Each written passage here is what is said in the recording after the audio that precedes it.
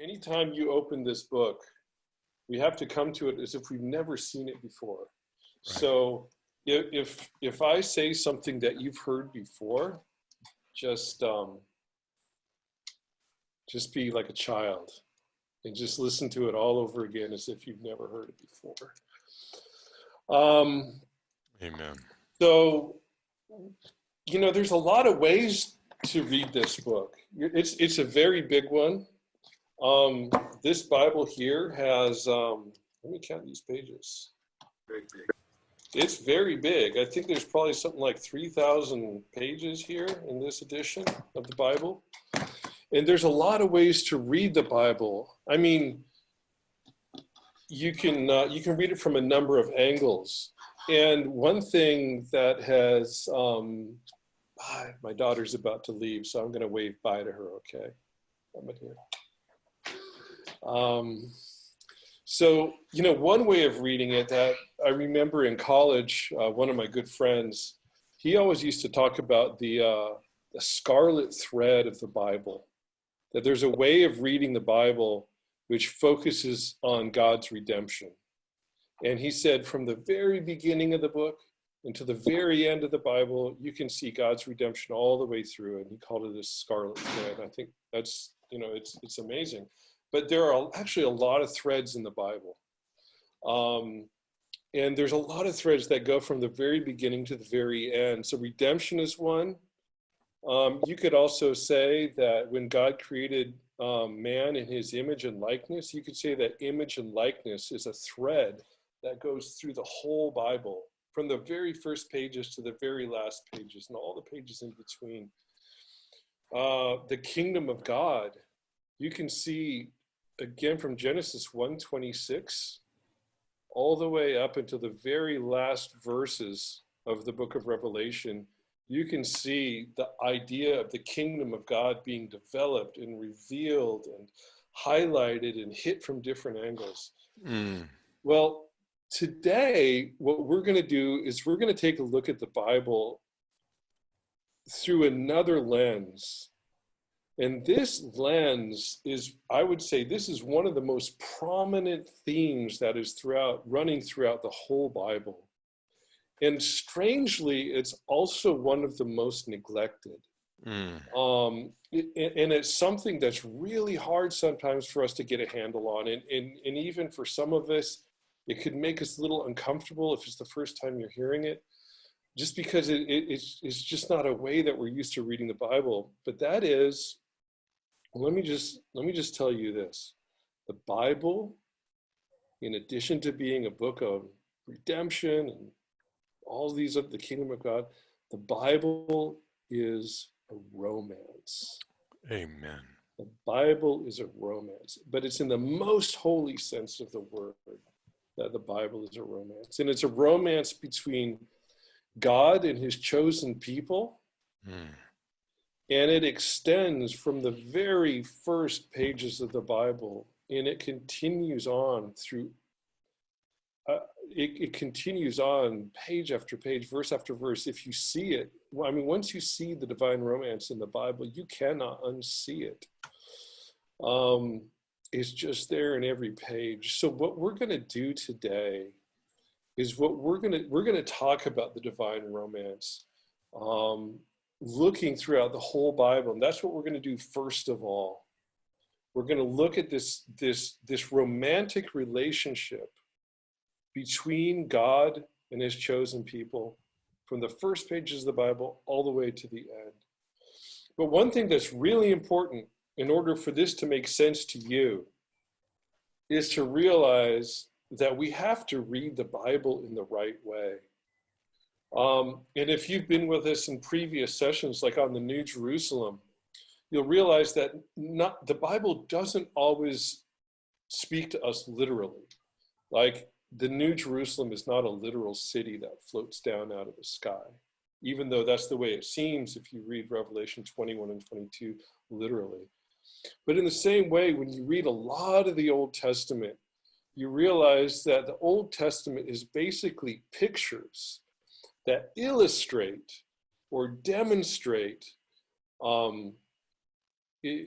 using types and shadows and figures and almost literary tools to demonstrate, to show in pictures what it is God is doing with his people and how his people should respond to him. And so what I'd really like to do, just kind of show you something, is look at 1 Corinthians 10, chapter 6. And I'm going to ask Trevor to show his screen with the Bible on it if you've got that set up today. There it goes. So 1 Corinthians 10, chapter 6, 10, verse 6. Actually, before this, there's a story of the children of Israel. We're all familiar with them. God chose his people with Abraham, and then there were the patriarchs, Abraham, Isaac, and Jacob.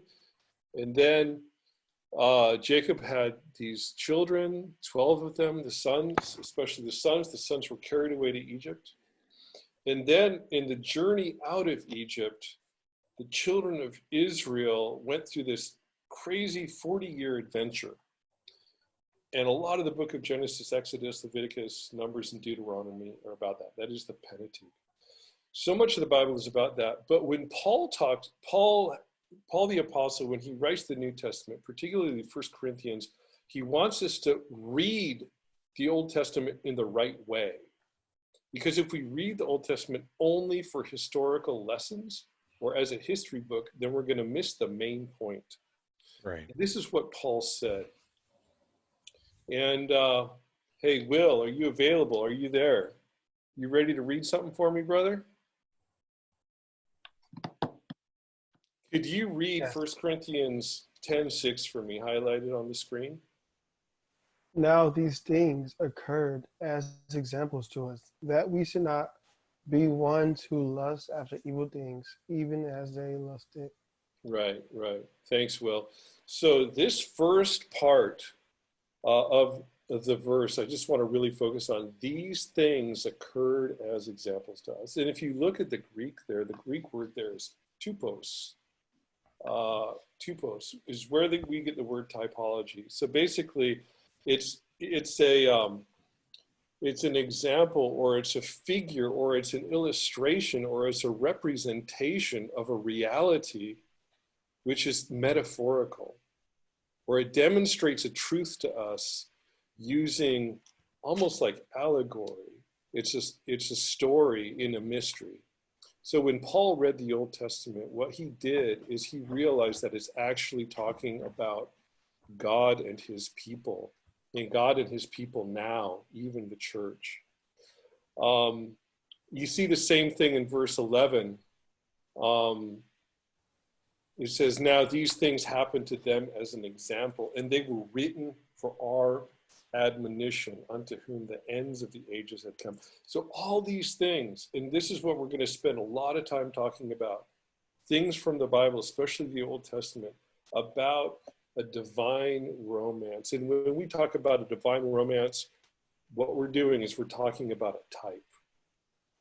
We're talking about a way that God conveys the true relationship that exists between him and his chosen people. So this is just what I want to leave you with right now. And this is what you need to realize. I hope you guys would all realize by the end of this session today, you need to realize that the relationship between God and you, and also between God and the church, that is all of you together, it's a romance. God is not just our creator and we're the creatures. It's true, but it's not just that. Christ is our Redeemer and we're the redeemed. That's true. He's the Savior and we're the saved. That's also true. He's the King. We're the kingdom. That's also true. But God is also and wants to be our husband. Our Maker is our husband, according to Isaiah 54. Our Maker is our husband, and we are his wife. And he is preparing us to marry him. And that is what we're talking about today. We're talking about the Bible being a romance in the most holy sense. And so at this point, Trevor is going to talk to us about some of the crucial and most important initial clues about this divine romance right there from the first chapters of the book of Genesis. You want to take us there, Trevor? Sure. Yeah. Okay. So basically, can you guys hear me? Yeah. Yep. Everything's okay. Okay. So, Frank, can I get you to? Are you unmuted, bro? Okay. Now you muted yourself again. Right. Oh, there we go. Okay, yes. Frank, you ready for this, man? Yes. Okay, so what we have, Frank, is in Genesis 1:26, we have God making man in his own image and likeness.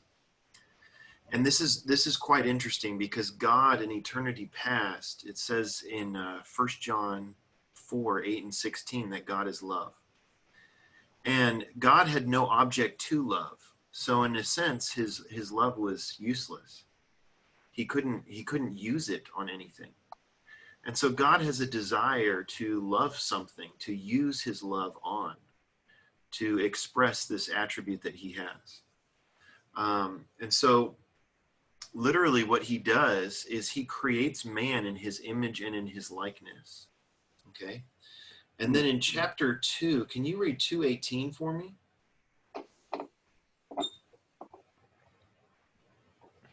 And Jehovah God said, "It is not good for man to be alone. I will make him a helper as his counterpart." That's right. Okay. So how does God know that it's not good for man to be alone?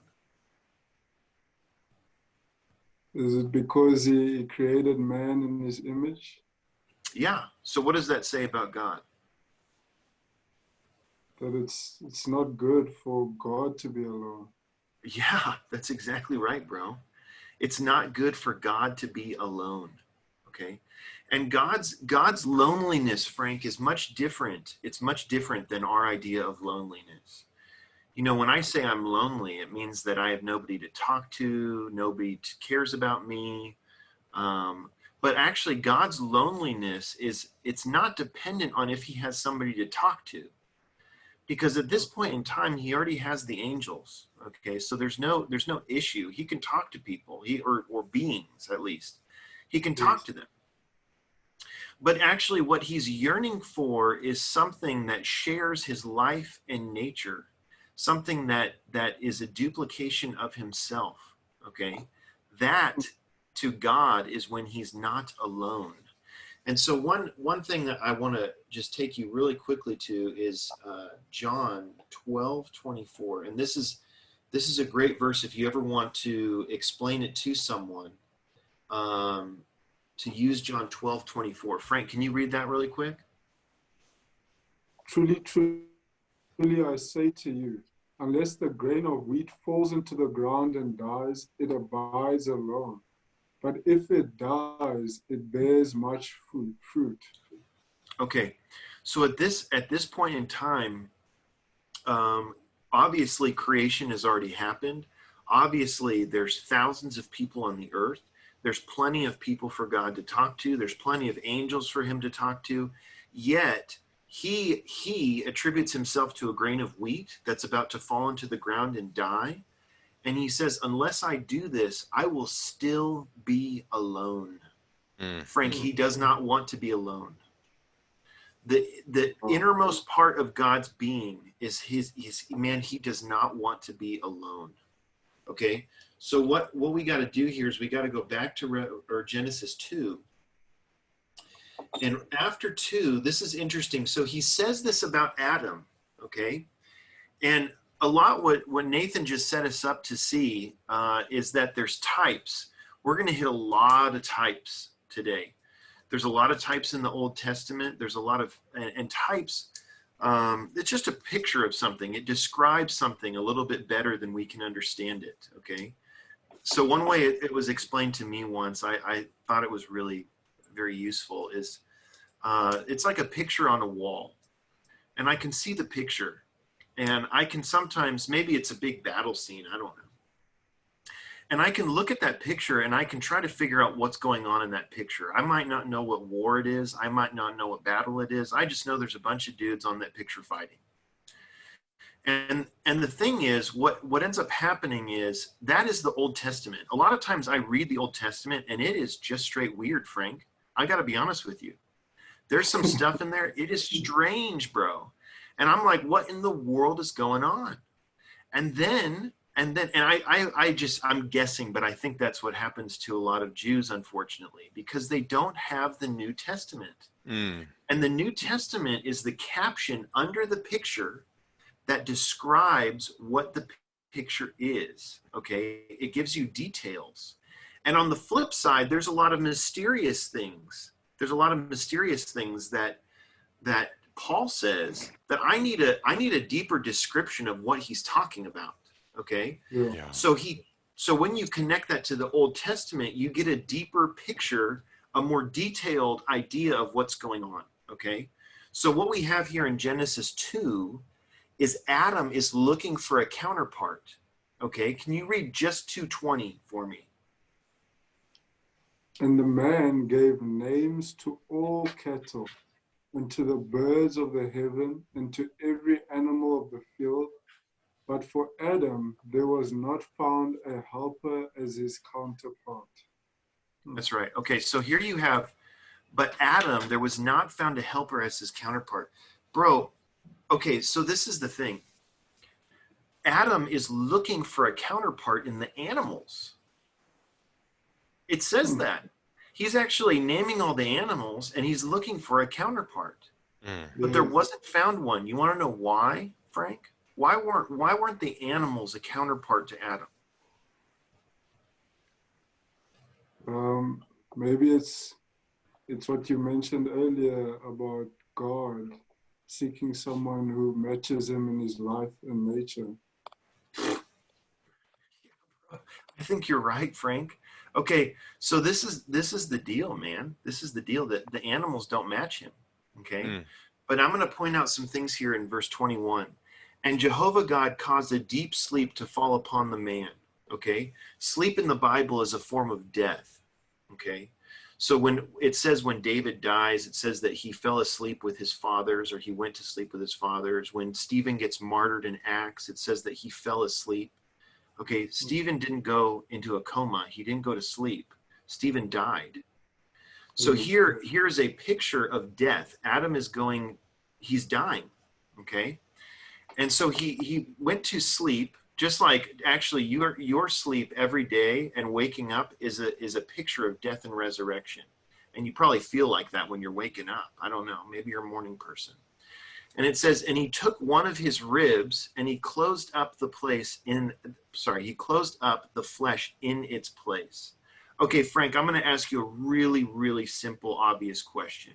Where is a rib?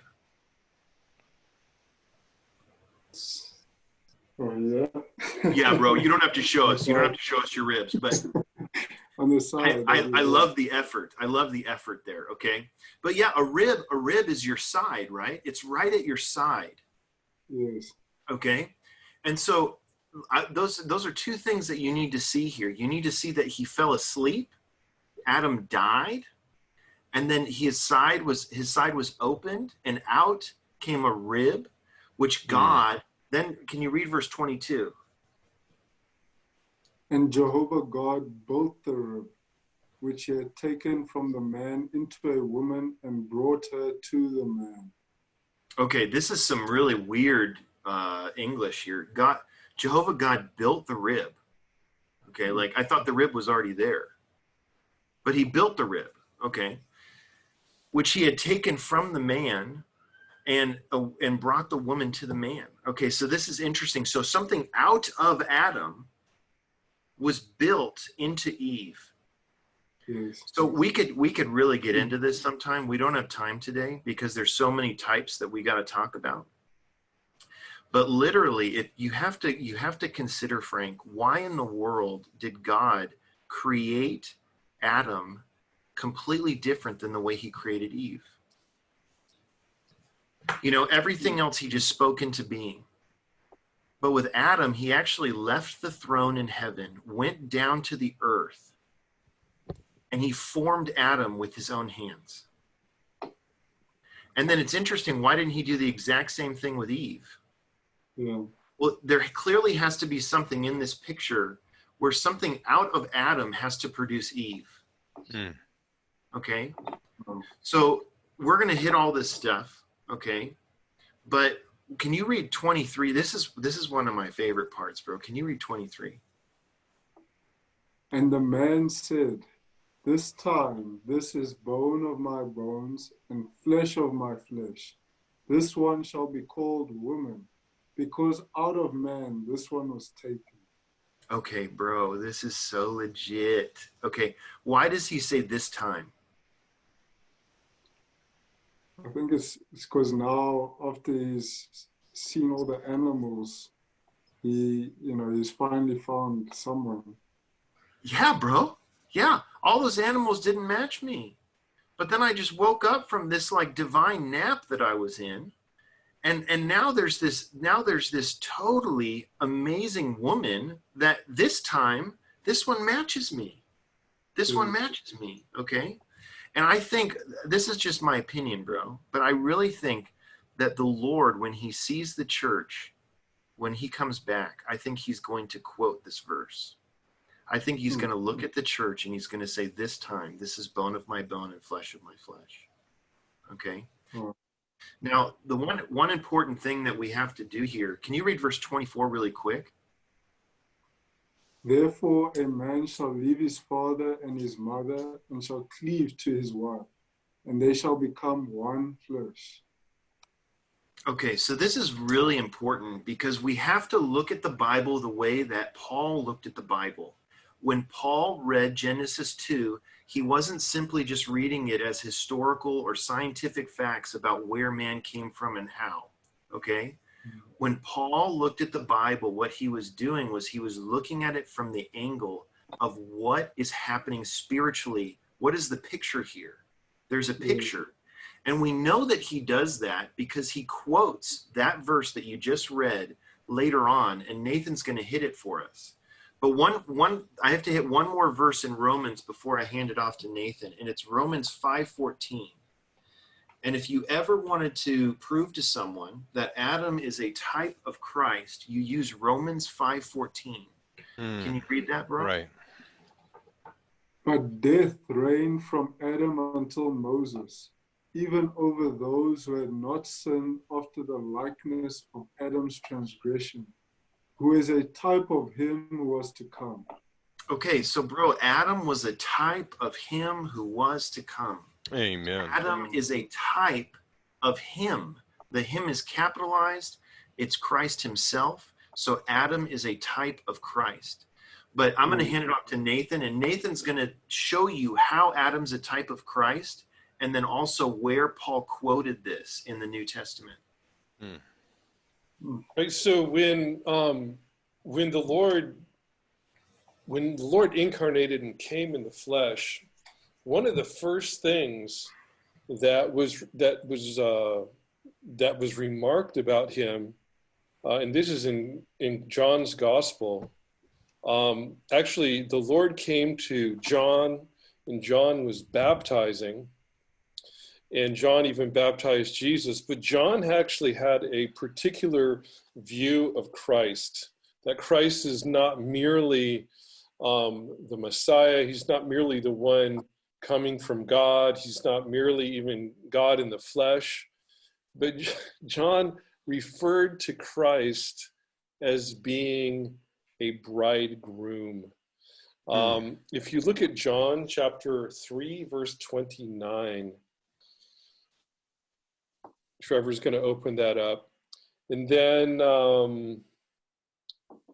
Yaritza, maybe you could read this for us. John 3:29, once it comes up.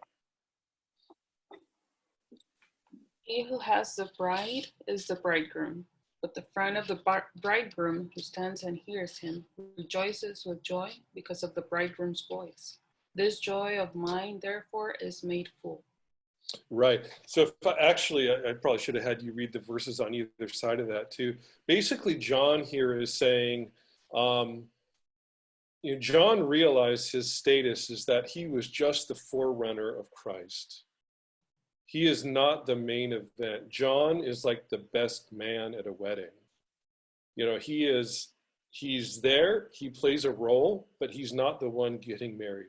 And so John the Baptist here says, you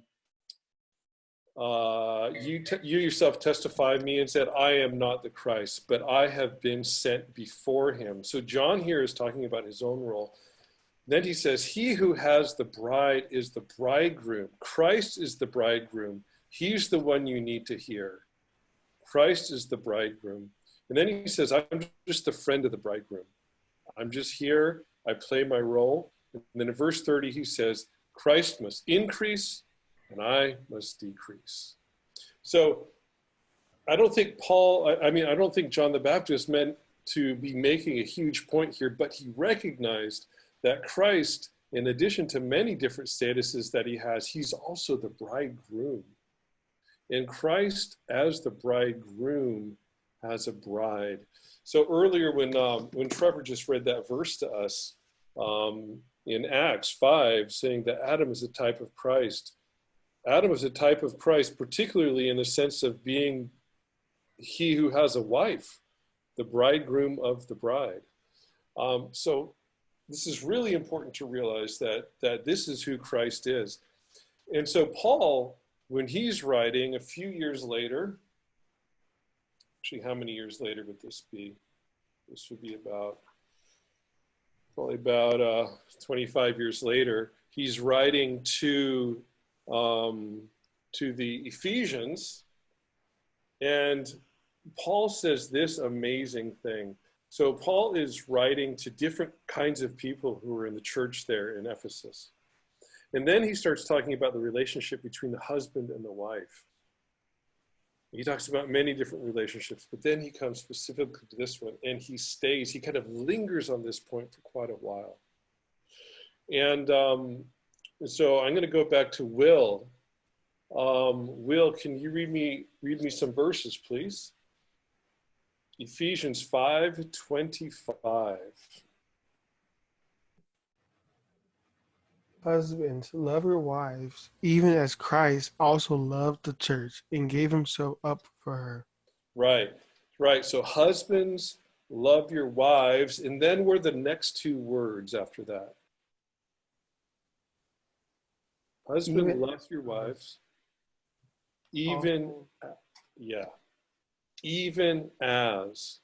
So Paul is doing something really interesting here. He's talking about husbands and wives, but he alerts you to the fact that actually husbands and wives are just a reflection of something which is actually even more profound and more real. So when Paul talks about husband and wife, what he's really talking about is Christ and the church. And so husbands need to give themselves up for their wives, which is something that we husbands are all endeavoring to do in oneness with Christ. And then he says in verse 26, could you read that for me, Will? That he might sanctify her, cleansing her by the washing of the water in the word. Right. That he might sanctify her, cleansing by the washing of the water in the word. And this is something we're going to talk about a little bit more in a bit. And then 27, I'll read this, that he might present the church to himself glorious, not having spot or wrinkle or any such things, but that she would be holy and without blemish. So listen, when Christ, when Christ, and I just realized I missed a really important verse, so we're going to have to come back to this. But when Christ, as the real Adam, is bringing the church to himself, there's an important role for water to play. Okay, he washes her by the water in the word. I want to go back now to John 19:34. And this says, Yaritza, let's come back to you. You're reading all the John verses today. Yeah, so John 19:34. For one of the soldiers pierced his side with a spear, and immediately there came out blood and water. Right. So what did the soldiers pierce? His side. They pierced his side. Okay. Earlier in this session, Trevor was talking about a side, right? And what side was that? Adam's side. Adam's side. And then Trevor also showed us from Romans 5:14 that Adam is a type of Christ. So when Adam's side was opened in the Garden of Eden for his wife Eve to be produced, that is just a picture. Like Trevor was telling us earlier, that's the picture. The picture is Adam being put to sleep, his side being open, and then Jehovah building a rib into the woman. Well, the reality of that is in John. The caption to that picture is John 19:34. This is when the real Adam, the last Adam, his side was also opened on the cross in death, and out of his side came forth blood and water. So when Christ was on the cross and his side was opened, what came forth was actually the very church. Just as Eve came out of the side of Adam, the church came forth out of the side of Christ. This is actually, you could say that the church is the pure product out of Christ, what Christ produces in his death. Amen. So anyway, we could go on. I want to keep moving here, but I'm going to skip the rest of these verses in Ephesians 5. But I just want to leave you with this point in Ephesians chapter 5, that this passage just really demonstrates so clearly that the relationship that God had, that God in Christ has with the church, is one of husband and wife. Again, it just reiterates this is the relationship that God has with the church, one of husband and wife. And then the last, there's a number more verses, but remember how I said at the beginning that the divine romance, you see it in the first pages of the Bible, and you also see it in the last pages of the Bible. And so if we can go to Revelation 19, verse 7. And Frank, could you read this one for me? Read 7, and then just read 7, 8, and 9 for me, okay? And you're gonna have to unmute yourself here. Okay. Let us rejoice and let us give the glory to him. For the marriage of the Lamb has come, and his wife has made herself ready. Yeah. Right. So I'm going to given to her. I'm going to stop you right there. So let us rejoice and exult, for the marriage of the Lamb has come. The wife has made herself ready. Remember, we were just reading in Ephesians chapter 5, where we're talking about Christ is preparing the bride. Remember, he's washing her, he's sanctifying her, he's cleansing her by the washing of the water and the word. Well, by the time you get to Revelation, this bride who came out of Christ's side and who's being prepared for him, this wife finally now at the end of the Bible has made herself ready. So we are in the process. We've been redeemed by him. Blood and water came out. The blood cleanses us from all of our sins. The water signifies the life of God, which makes us who we are in Christ. It makes us the bride of Christ. And now we're in a process of being prepared. And Revelation tells us what happens once the bride has made herself ready. When I got married, you know what happened when I was with my wife? You know what happened when my bride made herself ready? I married her. I still remember the minute she came, she opened the door, And I saw her at the other end of the room. Music was going, and my eyes just filled with tears because my wife had made herself ready. Mm. The marriage of Nathan Betts had come because Crystal had made herself ready. Okay. Amen. She should have had a wedding, a linen gown, but anyway, it wasn't. It was silk. So anyway, the next verse, Frank, sorry, I'm getting lost in memory lane here. 19:8. And it was given to her that she should be clothed in fine linen, bright and clean. For the fine linen is the righteousnesses of the saints. Right. So this was the preparation.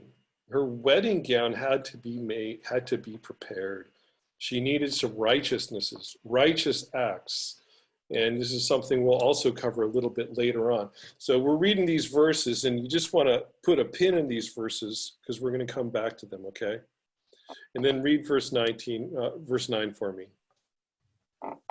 And he said to me, Write, blessed are they who are called to the marriage dinner of the Lamb. Right, And the he said to marriage. me, sorry.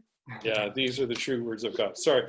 Blessed are they who are called to the marriage dinner of the Lamb. Brother, you know, we're being prepared for this amazing marriage and the marriage dinner of the Lamb. And like we saw in the last 2 weeks, the marriage is to a city.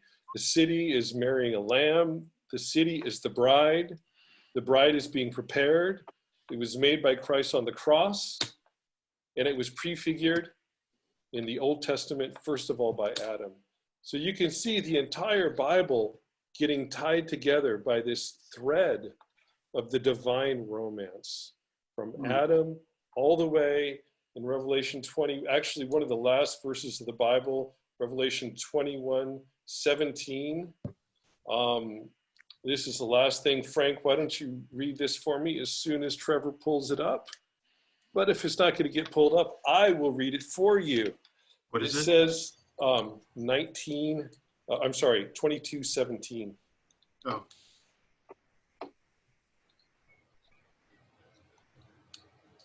Sorry.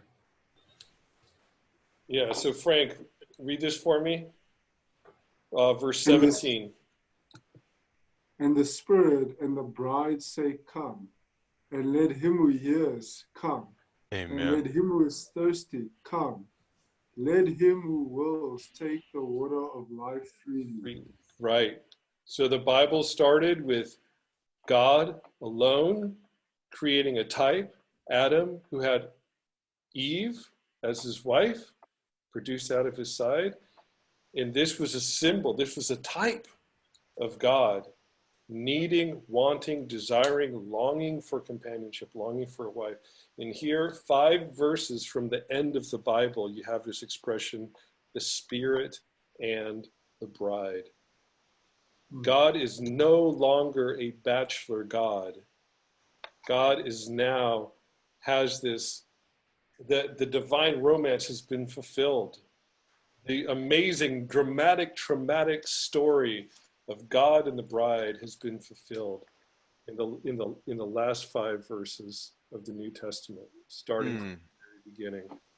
Wow. So this is just amazing. I remember the first time I saw this, it changed forever the way I read the Bible. It just changed forever the way I read the Bible. And by that I mean this. So for the rest of this session, we're going to go through some stories in some instances in the Bible that you may be familiar with.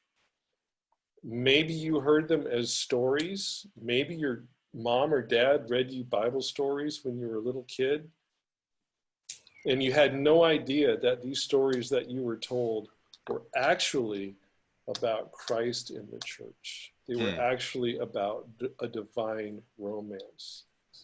In one of these stories, one story that I was told when I was growing up, I thank the Lord that I had parents who read me the Bible.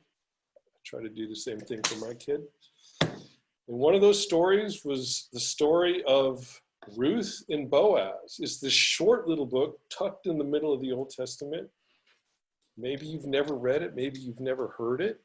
but it's an amazing story, and to help us go through that and to show us how it demonstrates the divine romance, I'm going to turn to Nathaniel. Yeah, so there's actually a number of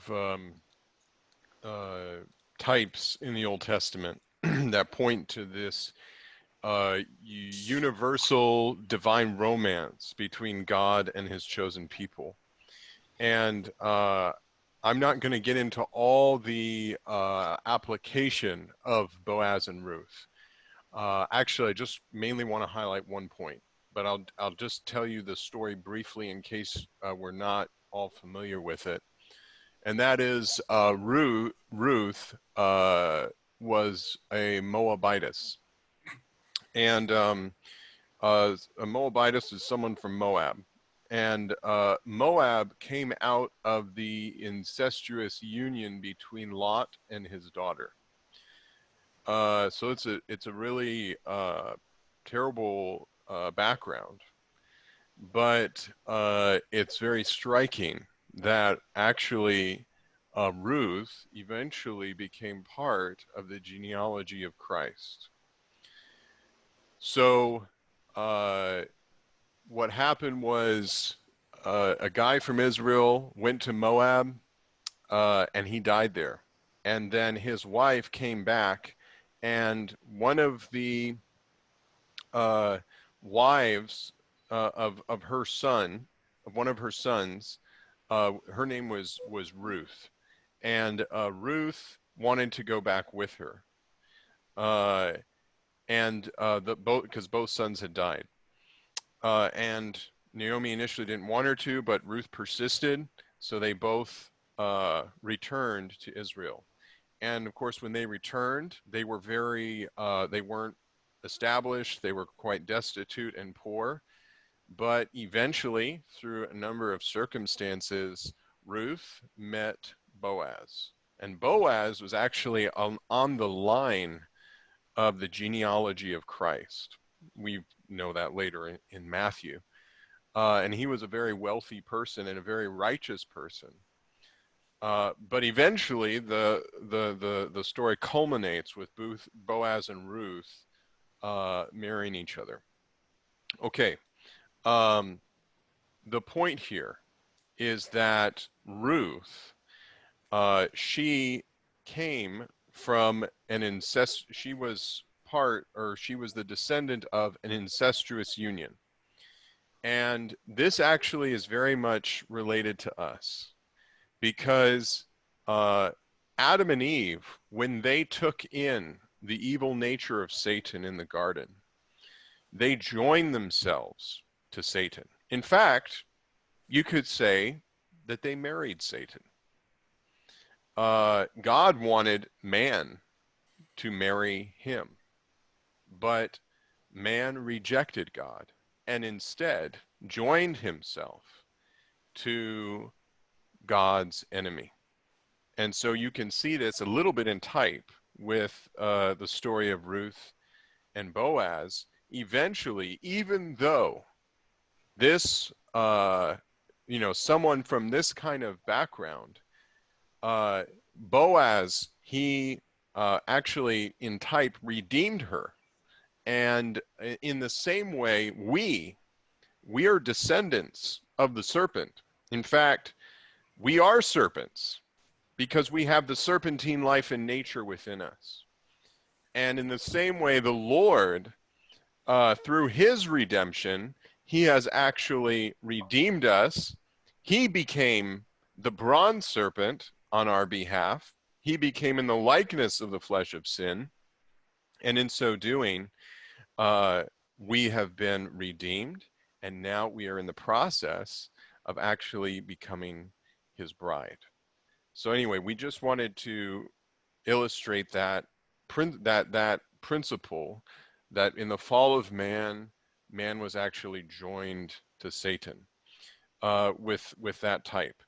And there's a lot more in this type. I recommend reading the book of Ruth It's a short book, but it's a really awesome book. So if you get a chance, I recommend reading it. But now I'm going to turn it over to Trevor, who will be helping us look at a very, very, very wonderful aspect of, actually, it's an attribute of God in relation to the church as his wife.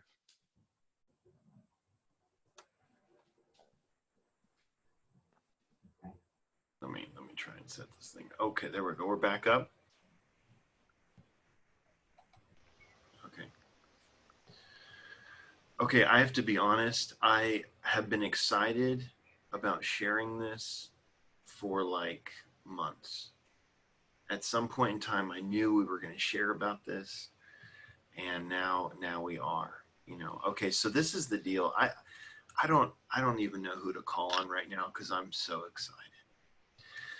I know it looks like it, right? Okay, so I'm gonna go back to let's see. Who do we got? Let's go to. Have we even hit Paul yet? I don't think so. Paul Brown, my man. I'm sorry, we haven't even acknowledged you. Okay, Hi. so this is the thing, bro. I'm gonna start showing you something pretty cool. Okay, this is Romans 7. And actually okay, wow. Paul, can you tell me why the law was given to man? Because it's how God wished us to behave so he could be around us. Okay, Paul, I need you to completely and utterly destroy that thought in your brain. Okay. And this is, I want you to see this from a completely different angle, bro. I want you to see it from a completely different angle. Because actually what happened, Paul, is, would you agree that Adam and Eve were supposed to marry the Lord in the garden?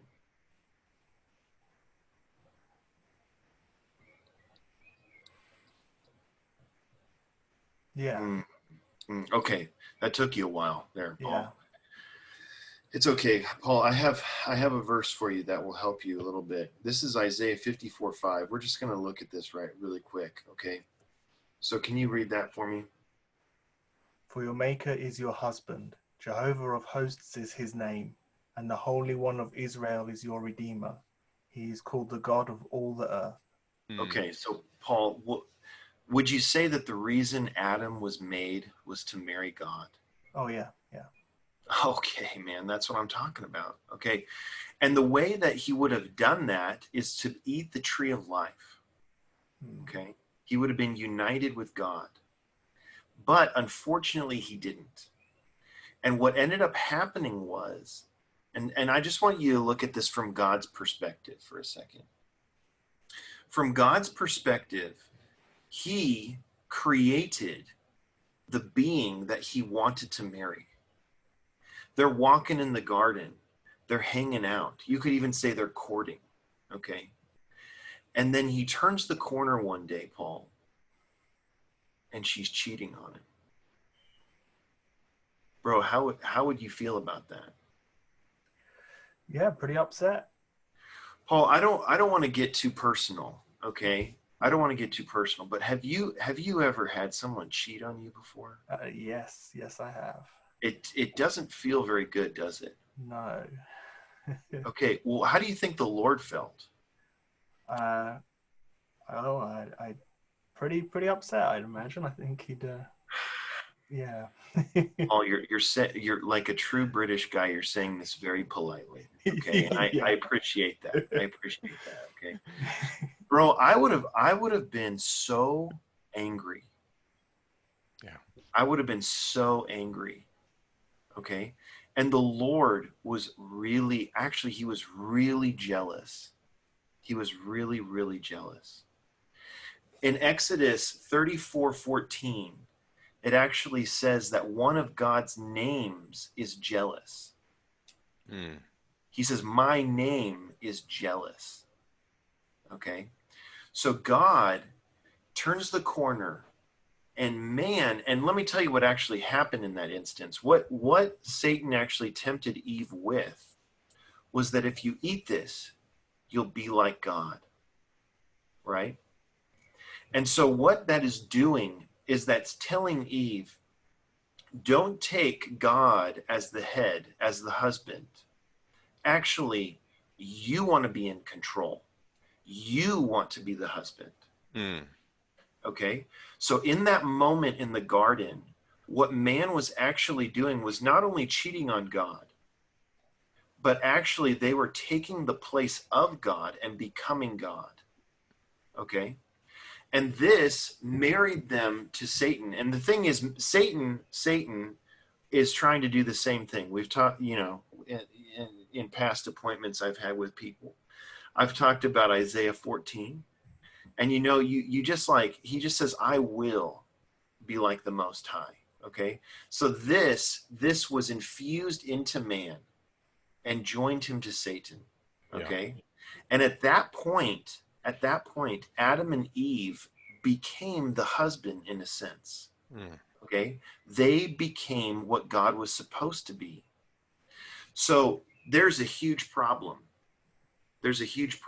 And what we're going to see here is the reason God gave the law to them was actually really amazing. Okay. So what we're going to go to is Exodus. We're going to do Exodus 20. And can you read verse 6, bro? Yet showing loving kindness to thousands of generations of those who love me and keep my commandments. Okay, why does he use the word love there? Why doesn't he just say keep my commandments?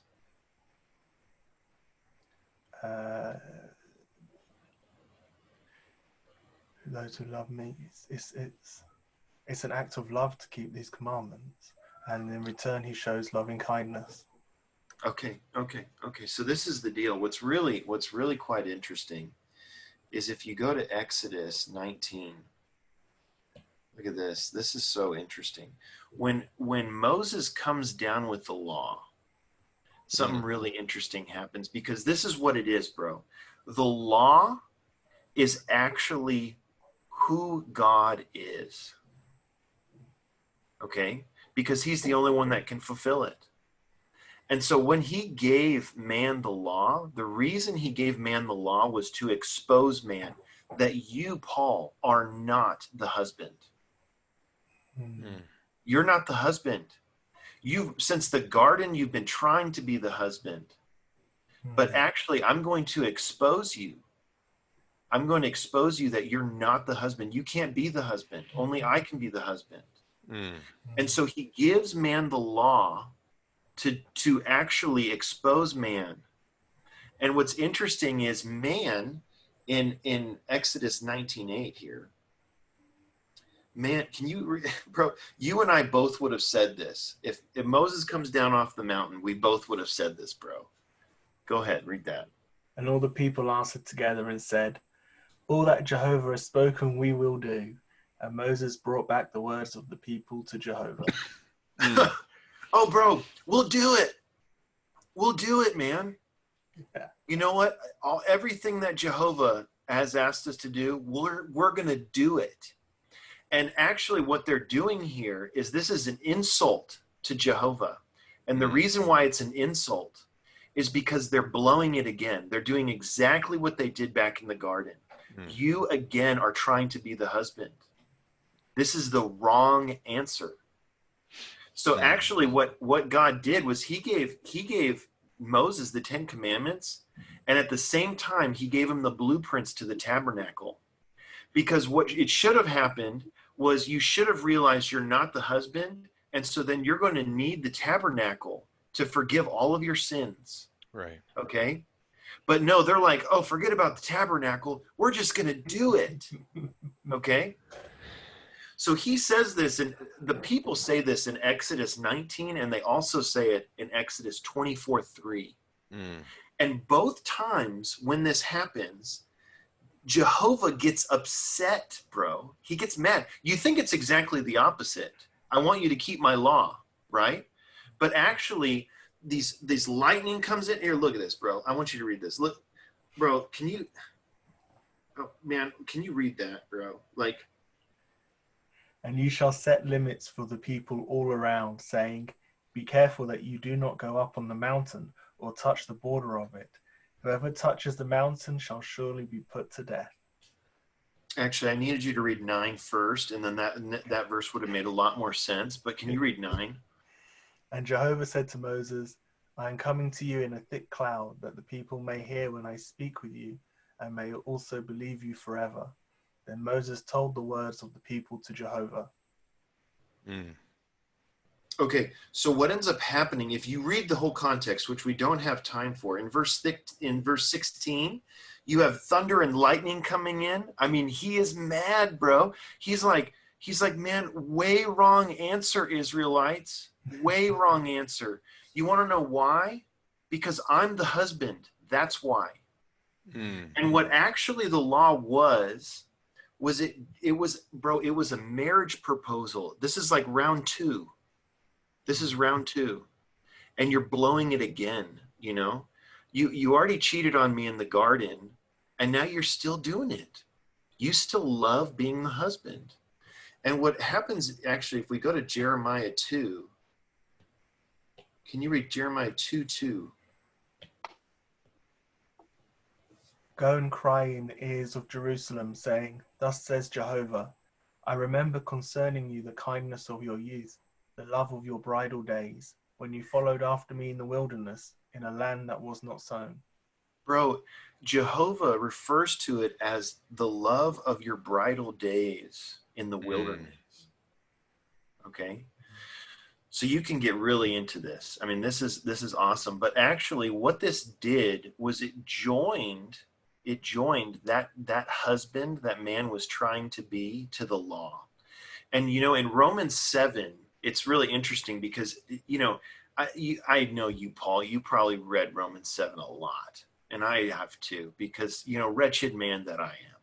But the thing is, in Romans 7, he actually says, you know, I didn't know sin except through the law, right? So the law actually exposes the sin in us. I don't even know what's in me. I don't even know that I want to be the husband. I don't know that, but actually the law exposes that in me. Right. Okay. And so this is what's really interesting. What we're going to do here. Oh man, I bet you if you've read Romans 7, you just completely blow over this, because I used to.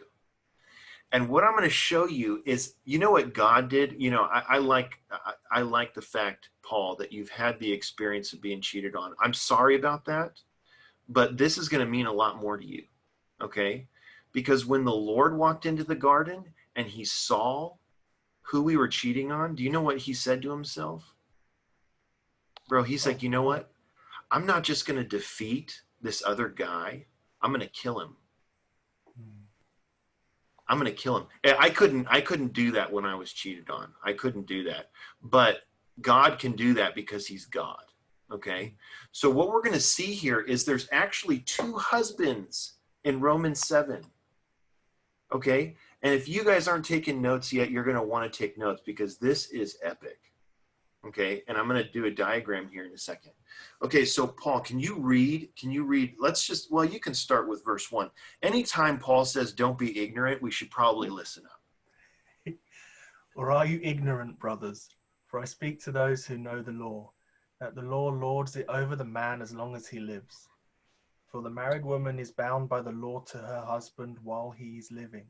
But if the husband dies, she is discharged from the law regarding the husband. So then, if, while the husband is living, she is joined to another man, she will be called an adulteress. But if the husband dies, she is free from the law, so that she is not an adulteress, though she is joined to another man. So then, my brothers, you also have been made dead to the law through the body of Christ, so that you might be joined to another, to him who has been raised from the dead, that we might bear fruit to God. Okay, stop right there, bro. Stop right there. That's perfect. Okay, did you know that you can speak the divine romance from the first 4 verses of Romans 7? Yeah, Paul, bro, you want to see this, Paul? Yeah, let's do it. I'm gonna diagram this sucker big time. Okay, check this out. We're gonna go over here. We're gonna get rid of that window. We're gonna do this one, and then we're gonna do that. Okay, I even made this just for you, Paul. Thank you. Okay, so this is the thing, man. What we have here for okay, let's just read just verse 2. Can you do that one? For the married woman is bound by the law to her husband while he's living. But if the husband dies, she is discharged from the law regarding the husband. Okay. So what we're going to do here is I'm going to just do this little thing right here. So this is the wife in the garden. Okay?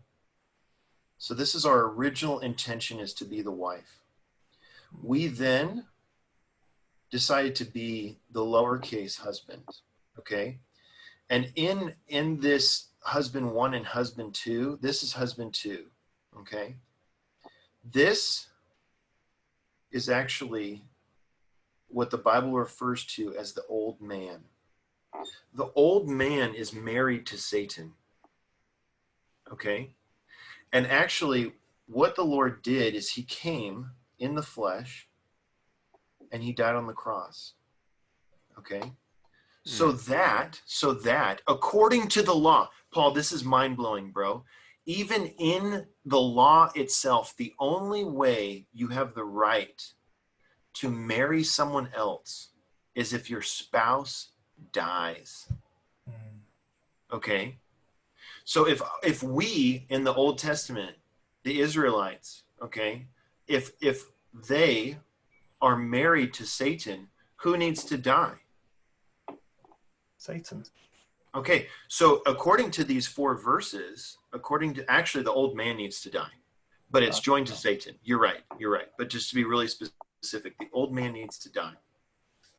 Now the thing is, even in these verses, it actually says that if she is joined to another and she's married to someone, then she's an adulteress, right?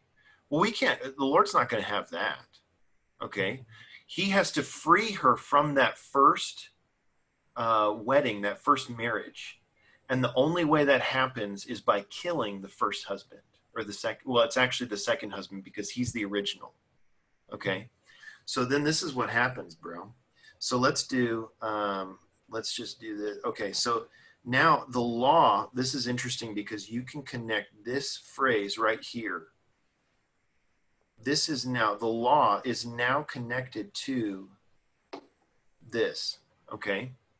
So he gave the law to that husband to expose that husband. Okay. Then you go to verse 3. Can you go to verse 3? So that if, while the husband is living, she is joined to another man, she will be called an adulteress. But if the husband dies, she is free from the law, so that she is not an adulteress, though she is joined to another man. Okay. Which husband is this? Is this husband 1 or 2? 2. That's right, bro. Which she is this? The original woman. Okay. She is free from the law. Okay. So then let's go to verse 4. So then, my brothers, you also have been made dead to the law through the body of Christ, so that you might be joined to another, to him who has been raised from the dead, that we might bear fruit to God. Okay, bro. What's the first you there? You also have been made dead. So in type, that's the woman, isn't it? Or the old man. Yes, bro, exactly. It's the old man. How about the second you? That's being joined to the new man. That's right, bro. Yeah. That's the new man. Bro, you're cooking with fire right now, Paul. Okay, so literally what he does is he takes the old man to the cross, which is joined to Satan, and he kills him, bro. He kills him. That's how jealous he was. He was so jealous that he actually killed the old man so that he could marry us. This is even according to the law, which actually expresses who he is. So now we'll just do this just for, this is now how the diagram ends. Okay. So now you have this, and this is the new man. Okay? So this is what the Bible talks about, the new man and the old man. But something that's really awesome is you can actually connect this to Galatians 2:20, which is down here at the bottom. Can you read that? I am crucified with Christ, and it is no longer I who live, but it is Christ who lives in me. And the life which I now live in the flesh, I live in faith, the faith of the Son of God, who loved me and gave himself up for me. Okay, there's 4 eyes in this, okay? These are the first 2. Which ones are these connected to? So the I who's crucified with Christ is going to be the old man, and it's That's the right, old man bro. who no longer lives. Okay? And this one, this eye, and this eye. The life which I now live is going to be the new man because it's joined with Christ. Bro, Yeah. that's exactly right, bro. So these U's that you see in Romans 7 are the I's that you see in Galatians 2:20. Okay? Bro, this is epic. This is so epic. God's jealousy, you can see God's jealousy in Romans 7, that he would actually kill the one that cheated on him so that we could be joined in newness of life to him. Okay? This is all a part of the divine romance. But okay, one more thing I want to show you, because this one, I saw this and I was like, bro, you have got to be kidding me. You've got to be kidding me. Check this out. I want you to look at Isaiah again. Remember that verse that we read at the beginning, 54:5? Have you read Isaiah 54:4 before? Can you read that? Yeah. 54:4. Yeah. Fear not, for you will not be put to shame, neither be humiliated, for you will not be ashamed, but you will forget the shame of your youth, and the reproach of your widowhood you will no longer remember. Okay, bro, this is so awesome, because this actually shows that you're okay, bro. Read the last phrase again, bro. How are you a widow? Because we've died with the old man's died. So then Yeah, that means you've been married before if you're a widow. Right? So this verse actually shows the 2 husbands there. So you will no longer remember your widowhood. And then the very next verse, for your maker is your husband. Right, yeah. Oh, bro, this is epic, bro. Paul, what do you think about that, man? That's awesome. The whole Ruth thing makes a lot more sense as well now. Yeah, bro, the whole Ruth thing. What's up with the whole Ruth thing? So this is, bro, I'm loving the Bible more and more, man. I'm loving the Bible more and more. Okay, so at this point, I think we got a poll. I think we have a poll. We do. We have a poll that we like everybody to take. And yeah, just see what you say. Okay, here we go. Oops. So who do you think in the Old Testament is a type of the universal divine romance between God and man?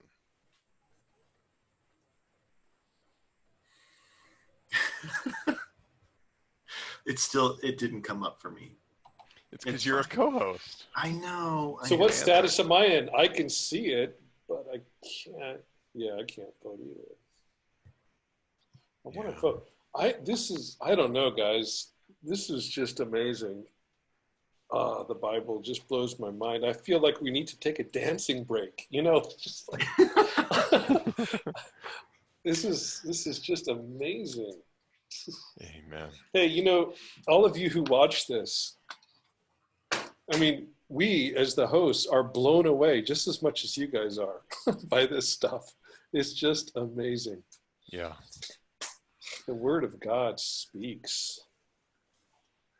Okay. What does it say, bro? Because I can't see it. Tell me what's going on. What are they voting on? Well, okay, so the most selections that we have are Boaz and Ruth, which, I mean, yeah, makes sense. We did talk about that. We should have Surprised thought it's about not higher. Yeah. And then let's see, we've got Isaac and Rebecca coming in next at 57%. We have King David and Abigail coming in at the lowest, 28%. And then we have Hosea and Gomer coming in third, so second to last at 37%. Okay. I think, well, probably everyone who's voted is going to vote, has voted. So now is probably a good time to tell you that the answer is all of them. Yeah. Sorry, it's a little bit of a trick question, but you know. Yeah. And I think that this makes the point that the whole Bible is about the divine romance. Yeah. It's just everywhere. Once you see it everywhere. You know, those are the kind of questions that I hated in exams. Absolutely hated. But so anyway, now I'm doing it to you. Yeah. Now that you get to make the questions. Now we can share in the misery. But in any case, yeah. So actually, not only Boaz and Ruth, but King David and Abigail, that's actually Christ in the church in suffering, warring against the enemy. Isaac and Rebecca is a wonderful type of Christ in the church, and actually one of the earliest. But now we're going to look at Hosea and Gomer. And I think I'm going to turn it back to Trevor for a little bit. Yeah, this should be hopefully quick.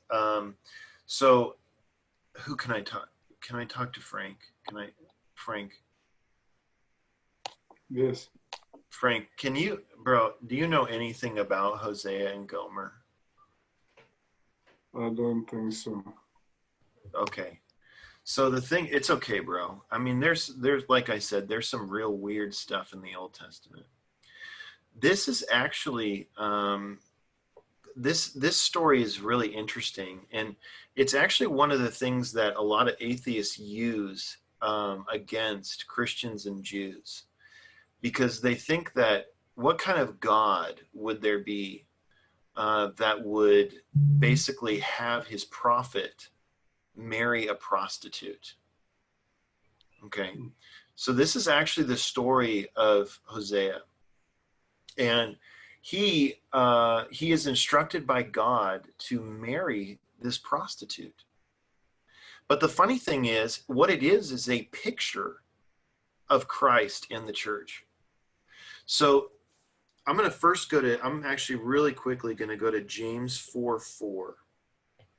What does it start off by saying, bro? Adulteresses. Okay, pause. Who's he talking to? Bro, that's all of us, bro. We're adulteresses. What does that mean? It means we've committed adultery. Oh, what? Bro, don't you remember we cheated on him in the garden? Okay.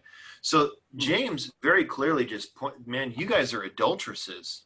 That's what you are. Okay. So now let's go back to Hosea. Okay. And there's a part here. This is really, I like this a lot. This is cool. And then Nathaniel's gonna hit Hosea from a little bit different angle. But I want you to see, can you read 3:2 for me? Hosea 3:2. So I bought her for myself for 15 pieces of silver and a homer of barley and half a homer of barley. Okay, so this is something that we would need to get into a lot more. But Frank, what was Jesus bought with? What did Judas get for selling Jesus? Do you remember? Yeah, he got 30 pieces of silver. Silver in the Bible represents redemption. Okay? Silver represents redemption. And barley, it would take we can prove this, guys, but it's really cool and we don't have time today. But barley symbolizes resurrection. So what you have in this story is that Hosea is buying the prostitute with redemption and resurrection. That's what he bought the church with. He bought the church through his redemption. Okay, he bought the church with his own blood. That's Acts 20:28. And he bought the church with his resurrection. I mean, literally, that's what the church is made out of, is resurrection life of Christ. Okay, so just in the beginning of this story, it's amazing how connected it is. Okay, so that's really awesome. But something else I wanted to point out, which I love this part, and it's actually here. Actually, let me hit Hosea 2, and the reason why Nathaniel might hit this a little bit more. But Hosea 2, the reason I like this, bro, is these are the verses that my wife and I used at our wedding. Yes, I like them a lot. Can you hit 2:19 and 20, bro? And I will betroth you to myself forever. Indeed, I will betroth you to myself in righteousness and justice and in loving kindness and compassions. Indeed, I will betroth you to myself in faithfulness, and you will know Jehovah. Oh, bro, this is the divine romance, Frank. He's going to betroth us to himself forever. Whoa. Isn't that awesome, man? I mean, this is the divine romance is clearly in Hosea. Clearly the reason why, and you can tell all your atheist friends, whoever bring this up, okay? The reason why is because they are married to Satan and they need to get saved. And according to 2 Corinthians 11:2, when you get saved, you get betrothed to God. Okay? That's what you need to tell your friend. Okay? So, but this is the thing. I want to bring up one more thing. And I really, this is really touching, because how the Lord courts us, how the Lord brings us to himself is really awesome. Can you read verse 4, bro? I drew them with cords of a man, with bands of love, and I was to them like those who lift off the yoke on their jaws, and I gently caused them to eat. Okay, bro, this is so awesome. This is so awesome. The reason why this is awesome is because God's love, Frank, God's love is divine. It's divine, bro. But the way it reaches us is in the cords of a man. Right. Okay? The way God's love reaches us is through man, through his humanity. It's not through his divinity. So he came to us as a man, and he drew us to himself through cords of a man. And so Hosea 11:4 is an awesome verse. God draws us through his incarnation, his human living, his crucifixion, his resurrection, and his ascension. It's his humanity. His humanity is what draws us to him. And actually, really quickly, before I hand it off to Nathaniel, I'm gonna take you to Song of Songs. I love this. This is Song of Songs 5:4, and we're gonna hit Song of Songs a little bit later. But can you read 4 and 5 really quick? My beloved put his hand into the opening of the door, and my inner parts yearned for him. I rose up to open to my beloved, and my hands dripped with myrrh, my fingers with liquid myrrh upon the handles of the bolt. Wow. Okay, so this is actually the door of our heart, and the Lord is putting his pierced hand, that he died for you as a man, and he's putting that pierced hand through the door, and it's causing us to yearn for him in our inner parts. And this is seen by the myrrh that's dripping. Myrrh it symbolizes death in the Bible. So this is the myrrh, that his death is what draws us to him. I don't know how deeply you've been touched by the Lord's death on the cross for you, but I know that's the first time I fell in love with him. He died for me. He died for me. That's not his divinity. That's his humanity. This man died for me. Okay, so this is an example you can see in Song of Songs, where the Lord is drawing us to himself through his humanity. Okay, so I want Nathaniel to hit up Hosea even more. Yeah. Let's see.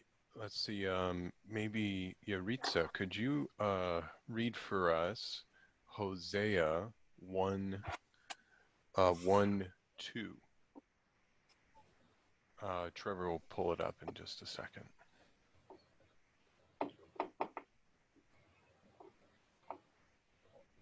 Beginning of Jehovah speaking to Hosea, Jehovah said to Hosea, "Go, take to yourself a wife of harlotries and children of harlotries, for the land is entirely given to harlotry, and thus departs from Jehovah." Right. So Trevor was speaking a lot about the type that we see in the wife. I'm going to talk about the children. And so they had actually 3 children. I'm going to mainly focus on the last 2, although there's significance to each of the 3. And we have to remember that these things are written to us as examples, as types. So actually, when we talk about the children, in this case, these signify the experiences of the Old Testament people, and they're actually for us, for our own experience. So can we go to Hosea 1:6 and read that? Yeah. And she conceived again and bore a daughter. And he said to him, "Call her name Lo-ruhamah, for I will no longer have compassion on the house of Israel, that I should forgive them at all." Yeah, and so Lo-ruhamah means she has not obtained compassion. So this is what happened. This is at the very beginning. And this is, of course, referring to the house of Israel. But in typology, actually, it's also referring to us. And now let's go to verse 9. Hosea 1:9. Sorry. Hosea 1:9. Hosea 1:9. Sorry. There we go. Yep. And he said, "Call his name Lo-ami, for you are not my people, and I will not belong to you." Right. So she had a son, and the name was Not My People. So you have these 2 children. One is she has not obtained compassion, and the other is Not My People. So, looking just at Hosea 1, you might have the thought, God is just not happy at all with the children of Israel. Very, very, very unhappy. And, if I can just draw this parallel, when when I fell in love with my wife, the fact is I saw her, and then I fell in love with her. And over the fact, I told other people that I had fallen in love with her, but they didn't fall in love with her. They were happy that I'd fallen in love with her. But that was, there was something about her that just hit me, that struck me, that caught me. And this is sometimes, it's sort of like when we fall in love with someone, we see them as no one else does. And actually, when it comes to the Lord, and then we consider our own situation, we may wonder, why would God fall in love with man? Why would he marry someone? Why would he desire someone who has betrayed him repeatedly? I mean, you can go through the whole history of the Old Testament, and that's actually our history.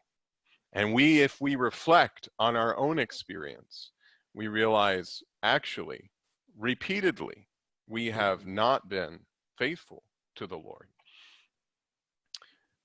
Yet, there's something about God that he is drawn to us, ones who are apparently incompatible with him. In fact, you could say we are impossible objects of his affection. He shouldn't be loving us. We're not attractive. Even we can seem repulsive to him. Yet somehow he cannot resist loving us. So you could say that somehow in his love, he sees us as no one else can, including ourselves. When the Lord sees us, he loves us.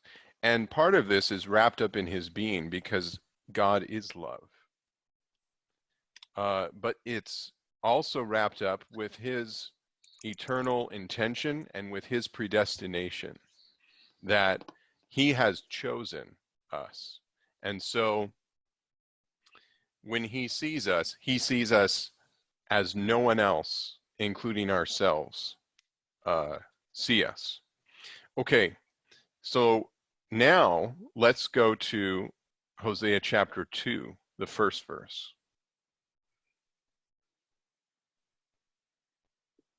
Can you read that, Rita? Yeah. Say to your brothers, Ami, and to your sisters, Ruhama. Whoa, okay, hang on a second. Notice it says Ami. It doesn't say Lo Ami. So to say Ami means not my people, it means my people. Wow. To say Ruhama means the one who has obtained compassion. So now suddenly, so in chapter 1, you have one thing. Now suddenly in chapter 2, it's like, whoa, there's been a shift. And what has happened? Has God just forgotten everything? Has he just, forgotten his feeling? No, he hasn't. But let's go on to chapter 2. And actually, there's meaning in every single one of these verses, but let's go to chapter 2, verse 14 through 16. And actually, in the verses preceding, he is relating all the things that Israel has done. Okay, now, after he says all the things that they have done against him, look what he says in verse 14. Can you read that? Actually, read verse 14. Just read the whole thing, 14 through 16. Okay.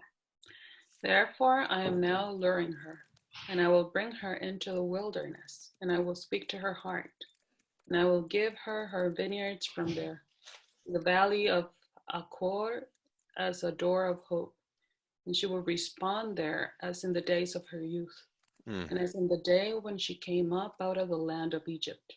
And in that day, declares Jehovah, you will call me my husband, and will no longer call me Baali.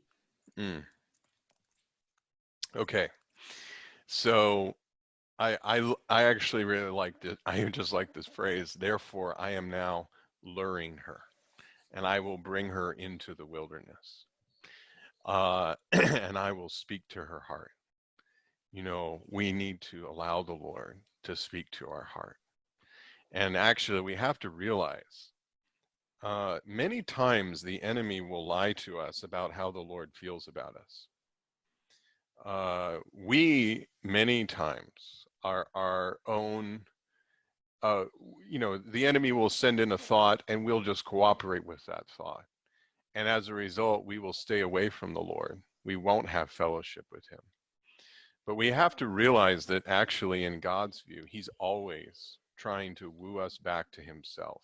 There is something in him that will not be deterred in having and enjoying and developing this intimate, affectionate, organic union with us. Okay. Let's go on. Okay, so actually Trevor already did 2:19 through 20, so I just want to go now to verse 23. And can you read that for us? And I will sow her for myself in the land, and I will have compassion on Lo-Ruhamah. And I will say to Lo-Ami, you are my people. And they will say, my God. So God didn't forget chapter 1. But you could say it's a miracle, actually, that in the divine resolve, there's suddenly been a reversal. And now he will have compassion, but it's very interesting. He says, on Lo-Ruhamah. I will have compassion on the ones who will not obtain compassion. And I will say to the ones who are not my people, you are my people.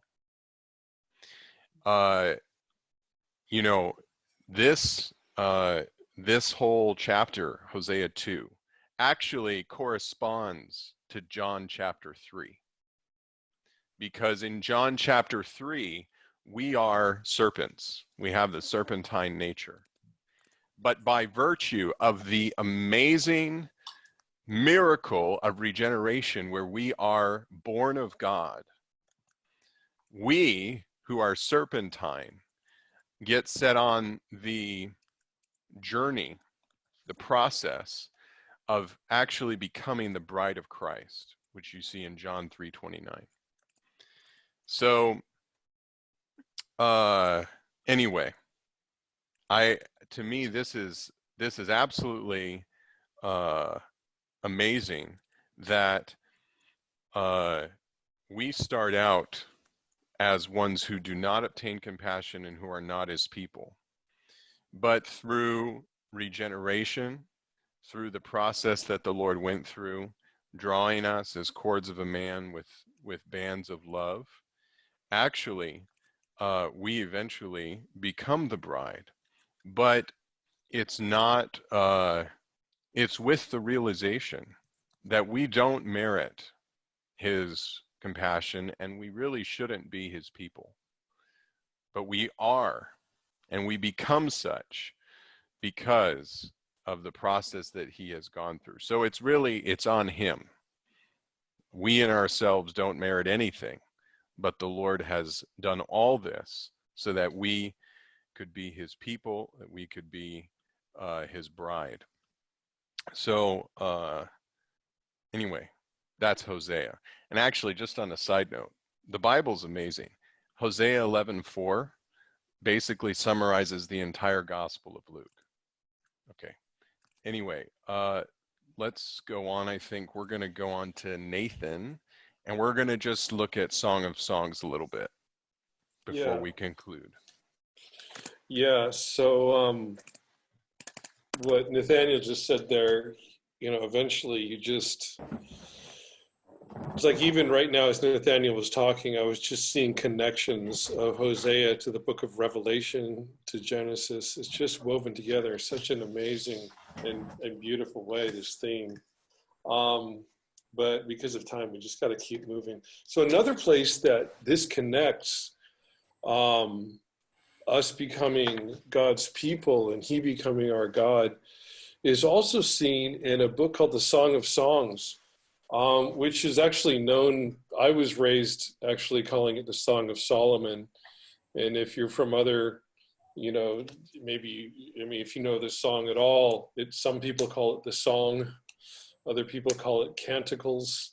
And this book is known by many names. So whatever your background is, anyway, this book, the Song of Songs, which is Solomon's, is one of the most mysterious and amazing books in the Old Testament. I remember sitting around with friends in college debating upon whether or not it should be in the Bible because it's just so out there. If you just stumble across it, you know, it could be just something you're not expecting. But when you look at this book through the lens of the divine romance, when you realize, okay, so let me tell you a little bit about this book. This book was written by Solomon. You know, Solomon is famous in that he had so many wives and so many concubines. And there's a lot we could say about that has a spiritual significance. There's also a lot that we could talk about that tells us just how depraved and how much he indulged in his lust. They kind of go in opposite directions. But right now, we just look at this book as an expression of the divine romance. This was a love poem written by Solomon for one of his wives. And what it does is it shows the romance between Solomon and this young lady, and his desire for her, her desire for him, their desire for one another, and ultimately their union. And throughout the book, which consists of 8 chapters, it also shows her development and her growth as his bride. So, and Nathaniel's going to get into the significance of this, but what I want to talk about for a few minutes, and I want to try to keep this concise, is the status of this book in the history of the church, and even in the history of the Jews. You know, amongst the Jews, so in the 3rd century, born in the 2nd century, there was a church father called Origen of Alexandria. Now, Alexandria is in northern Egypt. It was a very important city for the Jews, especially at the end of the period just before Christ. And it was in Alexandria that the Old Testament was first translated into Greek. And this was done traditionally by the 70. It was called 70 people who translated the Bible out of Hebrew into Greek. And that's the version of the Bible that is known in the New Testament. And often when Paul is quoting from the Bible, he's quoting from the Greek translation of the Hebrew, and that was made in Alexandria. Well, one of those Jews had a student named Origen. And Origen was a believer from a very young age. His father, in fact, was martyred in about the year 203. But Origen was raised up, and he had a Jewish teacher. And one of the things that his Jewish teacher taught him, and he records this in his commentary on the book of Song of Songs, is that there are 4 parts of the Bible that are considered particularly sacred to the Jews, and particularly awe-inspiring and beyond the ability of most people to understand. And in fact, these 4 parts of the Bible were often not introduced to believing Jews until they had reached a certain level of maturity. And there are 4 sections. I won't get into 3 of them, but the last one is the book of Song of Songs, because this book was considered so exalted, so beyond our imagination, that this book had to be treated with special care and just had to be handled in the right way. In fact, there's a rabbi, an ancient rabbi in the 2nd century AD called Rabbi Akiva. And this was right about the time when Origen's teacher was growing up. And he said this about the book of Song of Songs: God forbid, for all of eternity in its entirety is not as worthy as the day on which Song of Songs was given to Israel. For all the writings are holy, but Song of Songs is the holy of holies. In other words, I mean, the whole Bible is full of precious things, but there's something about the Song of Songs which is just like the holy of holies of the scriptures.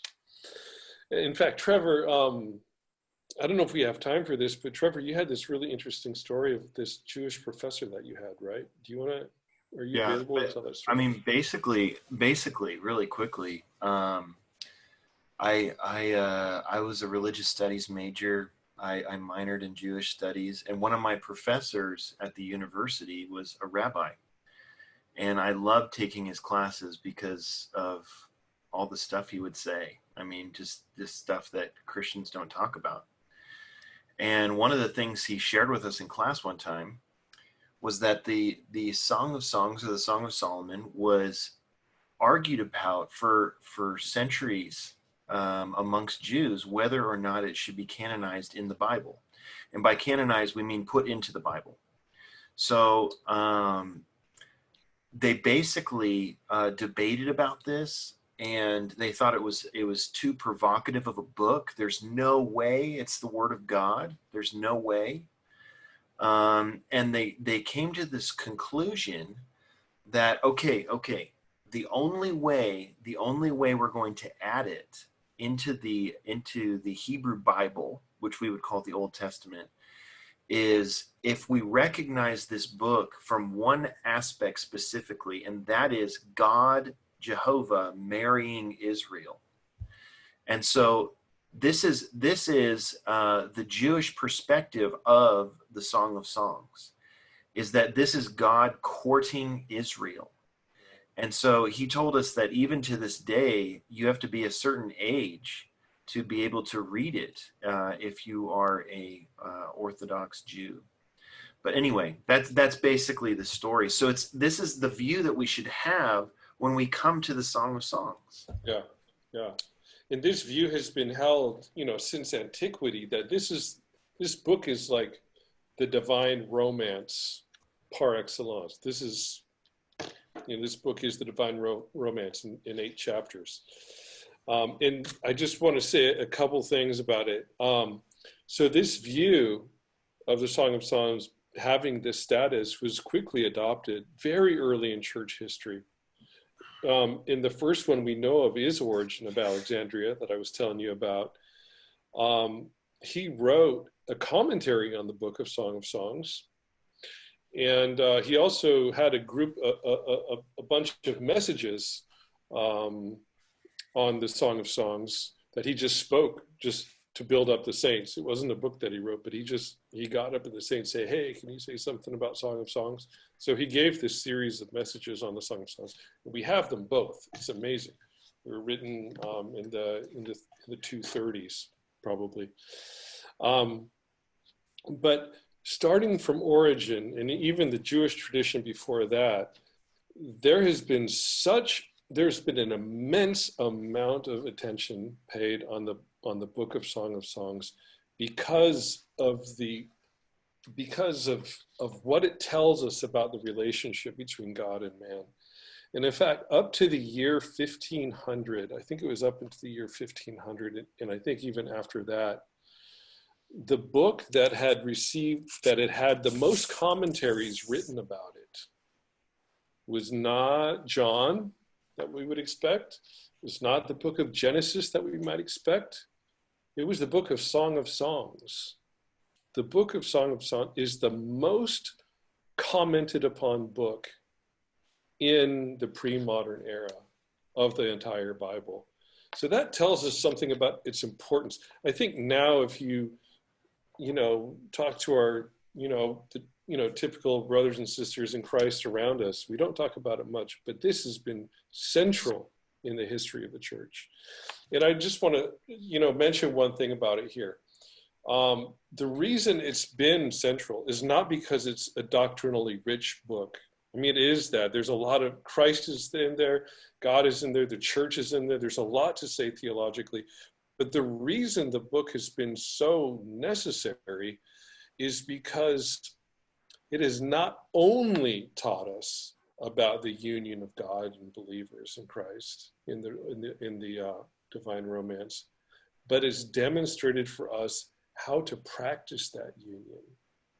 And in fact, this book has been used as a guide for prayer, specifically as a guide for prayer to practice our intimate, personal, divine romance with the Lord himself. So Origen of Alexandria wrote comments on it. Gregory of Nyssa in the 4th century wrote books on it that had direct impact on people, on the monks writing in the 10th and 11th centuries and 12th centuries, actually very close to where I'm sitting right now here in Belgium. Quite a number of commentaries are written on this, and specifically so that the saints could develop their prayer life with the Lord, to fall in love with the Lord and enter into a romance with the Lord. These had a direct impact on the reformers, on Martin Luther, on others. They had further influence in the 19th century on Andrew Murray and other 19th century inner life people, and even down into our own time. I mean, the books of, Brother Lee have been there. They just come out of this rich, amazing, divine and mystical tradition of praying through the book of Song of Songs. So when we're talking about the book of Song of Songs, we're talking about finding the divine romance there and allowing the Lord to kiss us and us falling in love with the Lord and us having this intense romantic relationship with the Lord. This is, Paul, I don't know how it makes you feel, being kissed by the Lord. The first time I saw that, I kind of wanted to jump off my chair. But this way of viewing God as our husband, this has been appreciated, and this has been noted, and this has been developed for a very long time in the heritage of who we are as believers in Christ. Right. So I just kind of want to set that as a background for what Nathaniel is about to say, because the book of Song and Songs directly applies to our life and our experience of the divine romance. That's right. And, the book of Song of Songs is also been referred to as the Song of Solomon. And Solomon's experience in Ecclesiastes was that everything is vanity. Mm-hmm. And so the answer to that is Song of Songs. Yes, everything is vanity.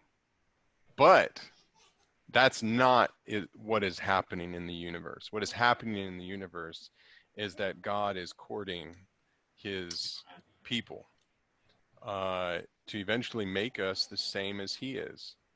And so in Song of Songs, chapter 1, we could spend probably 3 or 4 dive sessions just on Song of Songs. Yeah. There is meaning, layer upon layer of meaning in every chapter, in every verse.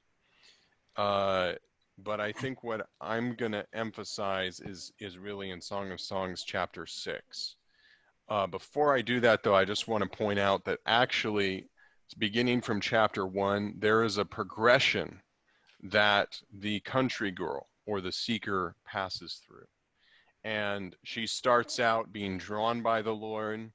She starts out as compared to as a mare in Pharaoh's chariots. She's kind of wild and unruly, but the Lord doesn't condemn her for that. He just is honest with her about where she is. And if I consider my own experience, if we consider our experience, I think we can identify. And then there's a gradual progression. In chapter 2, she's a lily. In chapter 3, she's a palanquin. But now I want to, before we get to chapter 6, I just want to go to chapter 4 real quick. I just love this verse in chapter 4, verse 9. You read that. Yeah. Let's see. Yeah. Yuritsa, could you read that? Yeah. You have ravished my heart, my sister, my bride. You have ravished my heart with one glance of your eyes, with one strand of your necklace. Amen. So I just want to point out that this is the Lord speaking to this is the king speaking to the country girl. And notice it says, now I don't know if you all know what the word ravished means, but basically it's like your heart gets messed up. It just turns cartwheels inside, and anyone who's fallen in love with someone, you understand what that means. There's just a chemical reaction, and then you just forget where you are. And anyway, so I just want to point out that the Lord is saying to the seeker, you have ravished my heart with one glance of your eyes. In 2 Corinthians 3:18, it says, but we all with unveiled face, beholding and reflecting the glory of the Lord, are being transformed into the same image. Okay, when we spend time with the Lord, many times we think that we are doing it because we need to spend time with the Lord. But we need to remember that actually the Lord is looking forward to the time we spend with him way more than we are.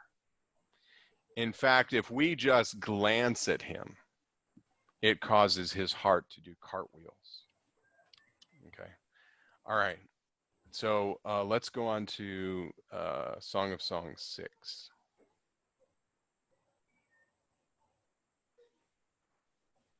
Okay. 6:4. Yeah. Okay. Let's see. Paul, can you read that? You are as beautiful, my love, as Tirzah, as lovely as Jerusalem, as terrible as an army with banners. Yeah. So this is awesome because he is describing her.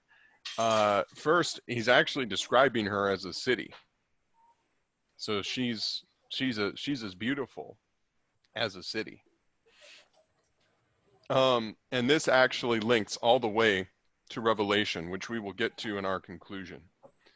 But she has progressed to a point where she has become matured and built up to actually be the dwelling place of God.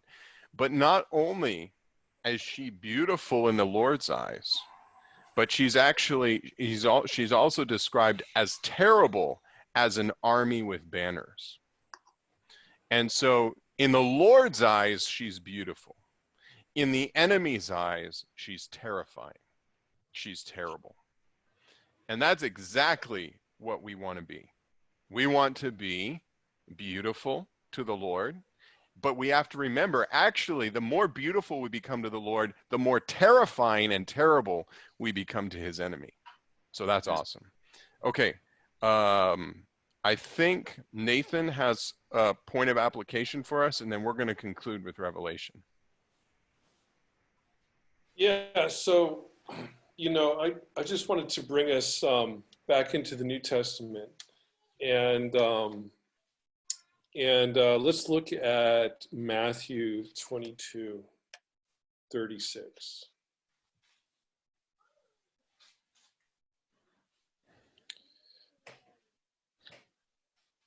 Hey, did we lose Will? I don't see him. He's right there. Oh, hey, Will. All right. Not seeing you in my window, but I'm here. all right. Glad to hear, brother. Could you read Matthew 22:36? Teacher, which is the greatest commandment in the law? Yeah. So if, everybody pretend you're not looking at the screen right now. Okay, just look away. And how would you, thank you, Trevor.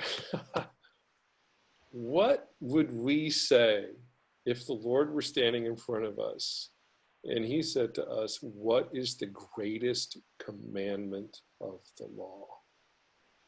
Will, what would you say? You're there right now, just like in a single sentence. Give it to me. What's the greatest commandment? Probably honor your parents. Honor your parents. Man, I'm a parent. I love your answer. And you know what? In a certain sense, you're right. But I would just say, not just love your parent, but even if you distilled the entire commandment down, if you took the entire 10 commandments and you collapsed them into one capsule, this is what it would be. So scroll back down again for me, Trevor. And Will, why don't you read verse 37? And he said to him, you shall love the Lord your God with all your heart and with all your soul and with all your mind. So basically the command is what? In one word, it's to do what? To love. To love. To love God. You know, there's a lot of people on this call right now. And I know a lot, this verse, actually, this quote, you shall love the Lord your God, this is quoted more often in the New Testament than you might think. In fact, if you did a study of this later tonight, and I encourage you to do your own Bible studies, just you and the Lord. If you were to do that, you'd find out how often this crops up in the New Testament. It'd be pretty amazing. But in the context of the divine romance, I think it means something more than a lot of us may have thought before. Yeah, we should love God. We should, fear him, revere him. But based on what we saw in the book of Hosea, when the Lord asks us to love him, and when he says in verse 38, this is the great and the first commandment, I mean, this should really perk up our ears. If the Lord has one thing to say to us, and that is, love me. The Lord created us. Remember what was said at the beginning of this time? The Lord just wants someone to love him. And it's not because God is in some kind of emotional deficit or he has poor self-esteem and he needs somebody to come along and love him. God is love. And God just out of his inner being, he just spontaneously creates things. He created the heavens and the earth. And ultimately, he created a receptacle of his love. And he gave that receptacle, that's you and me. He gave the object of his love the ability and the privilege to love him back. And so God gives this command, this loving command, this betrothing command, this engaging command, love me. Because God's being is just love. And eventually he gives himself to us and we end up loving him back with the very love with which he loves us. So this is the command. This is the ultimate command that the Lord has given us. And there's a few verses throughout the New Testament, I'm not going to go through them, but when you look at the New Testament, especially, you realize that the primary thing that the Lord wants us to do is to love him the same way that he loves us. And, Ephesians, there's a few verses I just want to quickly hit through. We don't have time to scroll through them. But one thing in the beginning of Ephesians, it says that he chose us in love. He loved us before the foundation of the world, and he chose us in love. And then in 1 John, time and time again, he says that God is love and that we love God. And then in the book of Revelation, the very beginning, he says the main problem with God's people, the first problem amongst the churches in the book of Revelation is that they fell away from their first love, which is God himself. And then ultimately his command is that we would love him. So this idea, this call on God's heart is that we would love him. All of you who are listening here, it's really hard for me to impress. It's hard for me to impress you with the gravity of this matter, that this divine romance is actually a two-sided romance. And I know we're used to hearing a lot that he loves us. You know, God so loved the world that he gave his only begotten son. But maybe we don't realize that this affair is not, this amazing romance is not just him loving us, but it's us loving him. And he loves us so much that he gives us this divine loving injunction, this divine loving command, that we would simply respond to the love of God by loving him back. And by asking him just to draw us with his love, to love us in a way that we would simply respond. I'm really sorry, guys. I'm running out of words here to express this. But when we do, when we love him, when we respond to this love, the love with which he loved us, even to give himself up for him, you know what happens is our being starts to change. Who we are starts to change. And we become the kind of person that he can marry. He will only marry us when we love him. He will not force himself upon us. But when we love him, we get prepared to become his bride. And we become prepared actually to defeat and to incinerate the first imposter who forced himself upon us in the Garden of Eden. That same creep that deceived Eve, that tricked Eve into a relationship which was illegal, which is the first ever toxic relationship between the snake and Eve. When we love him, we start to enter into a relationship that reverses the curse. It reverses everything. It fulfills the entire motive and purpose of the Bible.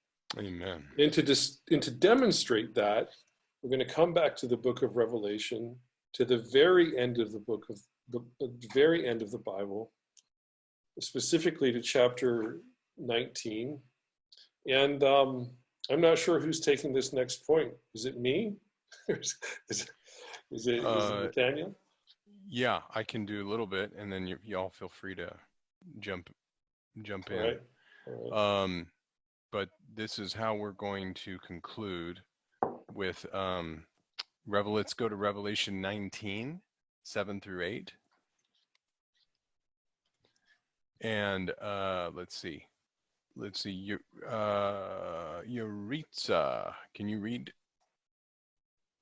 the 7 through 8 for us, please? Let us rejoice and exult, and let us give the glory to him, for the marriage of the Lamb has come, and his wife has made herself ready. It was given to her that she should be clothed in fine linen, bright and clean, for the fine linen is the righteousnesses of the saints. Right. So here you see that she is clothed in fine linen, and the fine linen is the righteousnesses. This is a very particular word. It's the righteousnesses of the saints. And so thank you for that, Yuritsa. Let's see, Paul, what would you say are the righteousnesses of the saints? I thought righteous meant like right, wise thinking. So but that doesn't make a lot of sense. Maybe it's like the good acts, good right acts. Yeah, I think that's the saints do that please the Lord. I think that's good. It refers to actually all the righteous acts in our living, and we know that only God is righteous. So actually, it refers to our living out of Christ in our daily living. And it's righteousness says, because these are all the little experiences that we have, all the little things that happen in our daily life.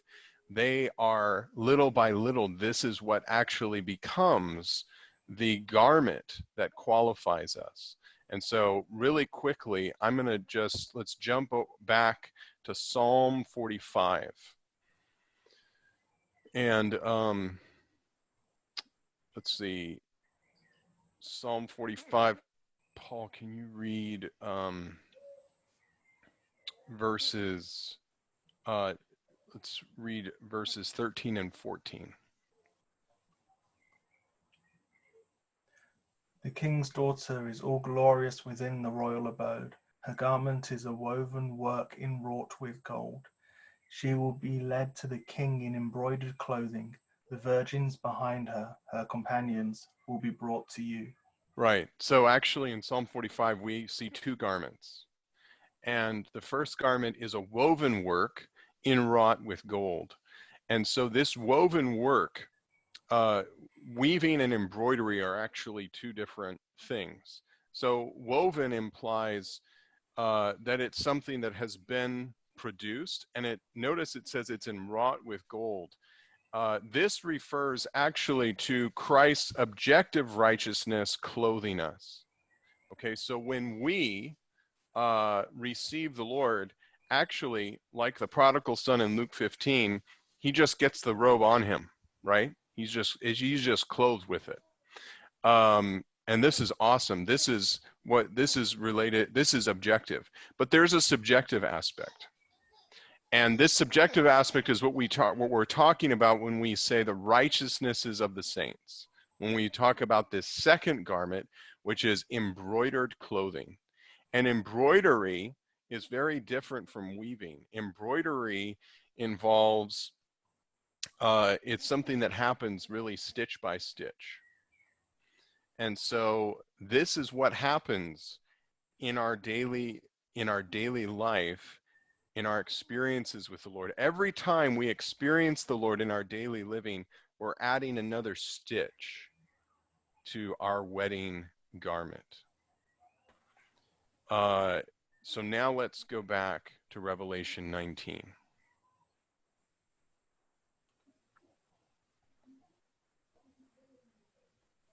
And let's look at verse 14. And Paul, can you read that? And the armies which are in heaven followed him on white horses, dressed in fine linen, white and clean. Wow. Okay. So the bridal garment has now become the battle dress. Okay. It's become the armor.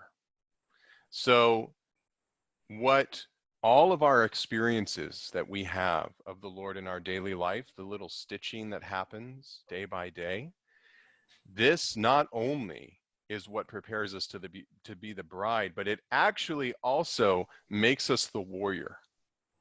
And you can see this, and maybe this is a way to apply it practically. In Ephesians chapter 5, you see that the wife is made beautiful through the nourishing of the word. She is made ready through the sanctifying of the washing of the water in the word. So the word here has a beautifying function to make her beautiful. So as the more that we spend time in the word, opening our being to the Lord, the more that all the spots and wrinkles of our being get washed away, and we become the bride. In Ephesians chapter 6, we also see the word, and it's the word that applied to our being kills us inwardly and also slays the enemy. And so the word has a beautifying function and a killing function. It beautifies us to be the bride, and it slays the enemy inwardly and outwardly, preparing us to be the warrior. So we need both aspects. We need the word applied to our being to beautify us, and we need the word applied to our being to kill us. So we see the need to be prepared in these two aspects. And really, these are two sides of the same coin. When we're prepared to be the bride, this also is preparing us to be the warrior. And this is the fulfillment of Genesis 1:26, where God said, let us make man in our image and let them have dominion, right? So image, expression, bride. Dominion, representation, warrior. It all connects. It's absolutely amazing. From the beginning to the end of the Bible, there's a divine romance that's happening. And there's a call in the Bible, as Nathan read in Revelation 22:17, the Spirit and the bride are issuing a call to come. And the more that we spend time with the Lord in this romantic union that he has opened up to us, the more we are prepared. And this actually is our commission in this age. It is to be among those who are willing to pay the price, to experience Christ in our daily life, to stitch together through all of our daily experiences, all the sufferings and troubles that we go through.